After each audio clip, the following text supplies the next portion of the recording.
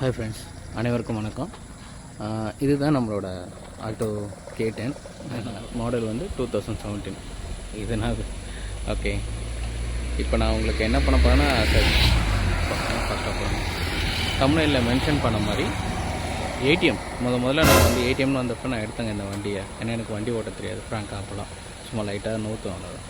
அதுதான் இப்போ நம்ம எக்ஸ்பிளைன் பண்ண போகிறோம். வாங்க நம்ம இப்போ காருக்குள்ளே போயிடலாம், சரிங்களா? இது வந்து 2017 நான் எடுத்தது. ஃபைன். இப்போது இந்த ரோடு தான் நமக்கு சேஃபான ரோடு. ஸோ ஓகே, நம்ம இப்போ போகலாம். இதுதான் நம்மளோட டேஷ்போர்டு, தெரியுதுங்களா? ஃபைன். இப்போ கீழே பக்ஸ்லாம் இருக்குது. பையன் பொண்ணு பண்ண வேலை அதெல்லாம். சரிங்க, okay. Let start our video. இப்போ இது பார்த்துக்கிட்டிங்கன்னா, இப்போ வண்டி ஆனில் இருக்குது. நான் இதை இப்போ ஆஃப் பண்ணிடுறேன். Sorry, forgot to off the AC.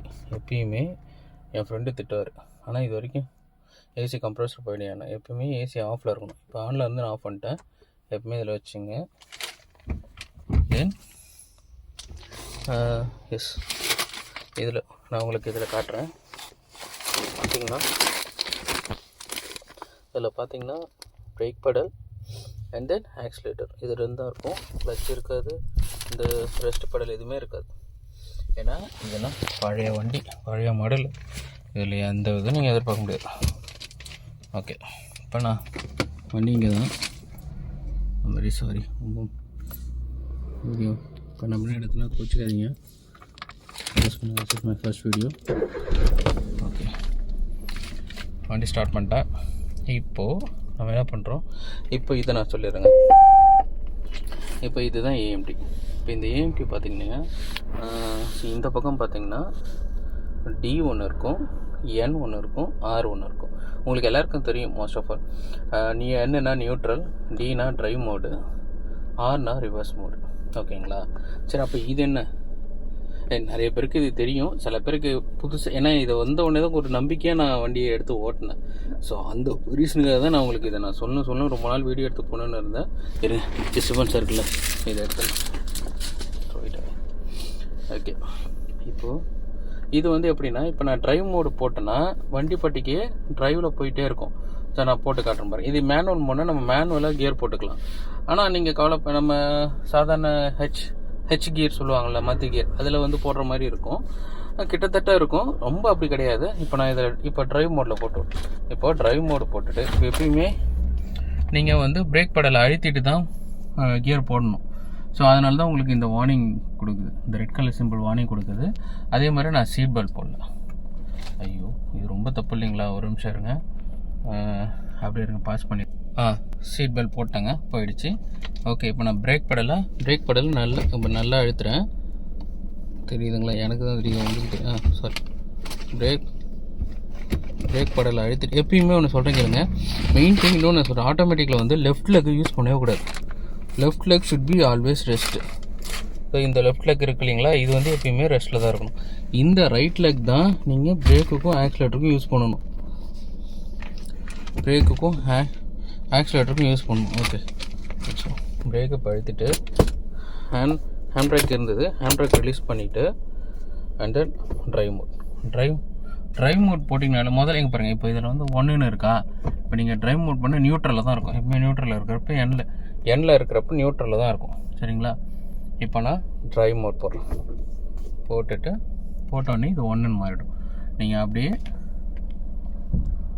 பிரேக்கை ரிலீஸ் பண்ணால் மட்டும் போதும். பிரேக்கை ரிலீஸ் பண்ணால் வண்டி போட்டே மூவ் ஆகிட்டே இருக்கும். நீங்கள் அதை பற்றிலாம் கவலைப்பட தேவையில்ல. ஆக்சிலேட்டர் மிரிச்சா போயிட்டே இருக்கும். ஸோ இப்போ பார்த்துக்கிட்டே இருங்க, அதோட ஸ்பீடுக்கு தகுந்த மாதிரி அதுவே கியர் மாறும். இப்போ நான் ஆக்சிலேட்டர் கொஞ்சம் இப்போ பாருங்க, செகண்ட் கியர் போயிடுச்சா? இப்போ பாருங்க, தேர்ட் கியர் போதா?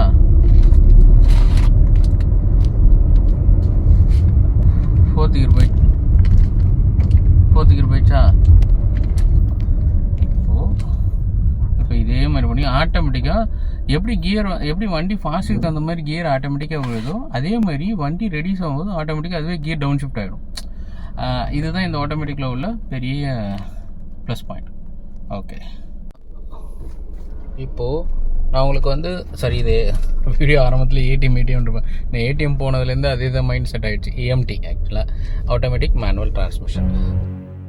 இப்போ நான் என்ன சொல்ல வரேன்னா, இப்போ நீங்கள் சொல்கிறீங்களா, இப்போ இதில் ஒரு பெரிய ட்ராபேக்ஸ், நிறைய ட்ராபேக்ஸ் இருக்குது. இதில் பெரிய ட்ராபேக்ஸ் என்னென்னா, சாரி, இப்போ ட்ரைவ் மோட்டில் போயிட்டே இருக்கும்போது ஃபஸ்ட் கியர்லேருந்து இப்போ செகண்ட் கியருக்கு போகுதுன்னு வச்சிங்களேன்.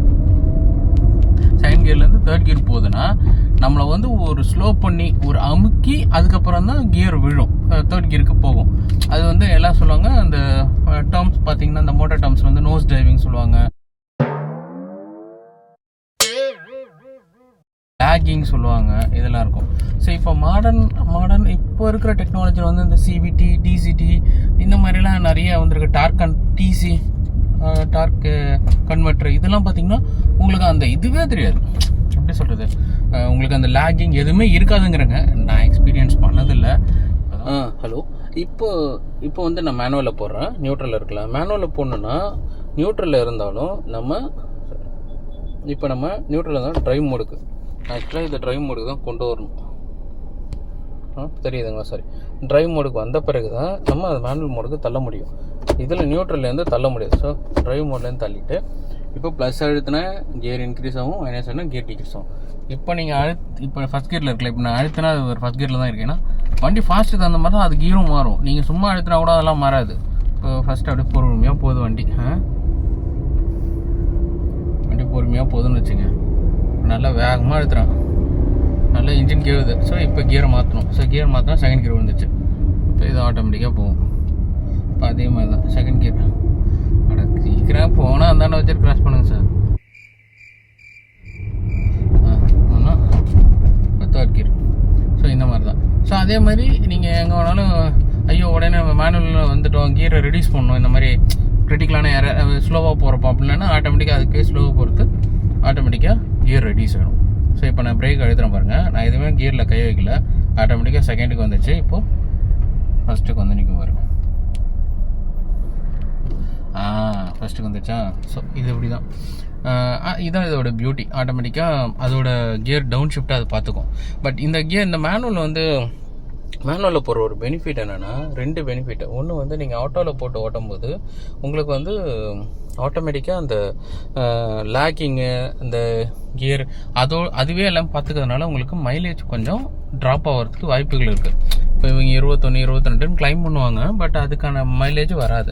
அதே நீங்கள் மேனுவலில் போட்டு ஓட்டினீங்கன்னா நமக்கு தெரியும் எந்த ஸ்பீடில் எப்போ எந்த கியருக்கு போகணுன்னு நமக்கு தெரியும். அதனால் நம்ம கண்ட்ரோலில் இருக்க, ஓரளவு கண்ட்ரோல் நம்ம கையில் இருக்கிறதுனால அது கொஞ்சம் நமக்கு மைலேஜ் வரும். ப்ளஸ் இன்னொன்று, இப்போது நம்ம இன்கேஸ் யாரையாவது ஓவர் சேஸ் பண்ணுறோம், அதாவது இப்போ ஃபார் எக்ஸாம்பிள் ஒரு லாரி பொறுமையாக போய்ட்டுருக்கோம்னு வச்சுங்களேன், அது தாண்டி அதனால் போகணும். அப்போ நம்ம லோடு போகும்போது என்ன பண்ணால், இல்லை டக்குன்னு நம்ம கொஞ்சம் ஒரு வண்டி பவர் வேணும்னா டக்குன்னு என்ன பண்ணுவோம், லாஸ்ட் கியர் 4th கியரில் இருக்கிறோம், 5th கியரில் இருக்கணும், டக்குன்னு ஒரு கியரை ரெடியூஸ் பண்ணி டக்குன்னு 3rd கியர் போட்டு டக்குன்னு பவர் ஏற்றிட்டு அதுக்கப்புறம் போகும். ஸோ இந்த இதெல்லாம் இருக்குது. ஸோ அப்போ டக்குன்னு ரெடியூஸ் பண்ணுறதுக்கு இந்த இது யூஸ் ஆகும். இதை பாருங்கள், இப்போ செகண்ட் கியரா, ஓகே, இப்போ 3rd கியரா. இப்போ நான் என்ன பண்ணுறேன், இப்போ செகண்ட் கியர் பண்ணிங்களா, சரி மைனஸ் போட்டு செகண்ட் கியர் வந்துச்சா, அப்படியே இதுதான் போகணும்.